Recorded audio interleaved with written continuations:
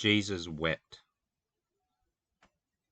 As the letter to the Hebrews teaches, we have permission to go digging through the Old Testament to look for shadows or sketches of Christ and the kingdom of heaven.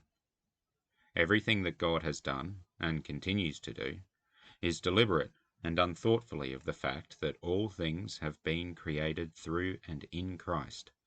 He is before all things, and in him all things hold together.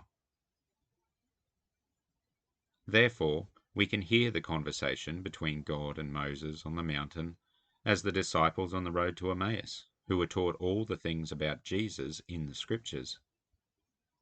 When Jesus taught that all the law and the prophets were summed up in the 2 great commandments, we look at these rules laid down by God in Exodus and see how the intended result is that we should love him and one another.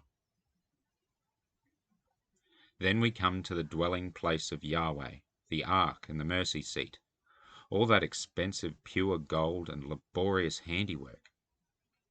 We see how, first of all, God actually wants to live among his people. He is not the shadowy figure up in the sky, but Emmanuel, God with us. We also see how great a thing it is for God to be both a spiritual being as well as material. The gold box, the fine timber poles, the law of love contained within, and God speaking above it all. And where is it contained? In a tent in the wilderness. God's glory breaking into the physical, a paradox that can only be resolved if we realize that God does it because he loves us. We could not ever underestimate just how titanic the incarnation is. God does not need to come and be with us. He is complete and perfect just as he is. But look at Jesus' reaction to death, and weep for his weeping. When the disciple John saw Jesus weep, it stuck with him as such an important revelation of God's high opinion of us, fallen creatures trapped in our own sin and death, that it had to be recorded in his gospel.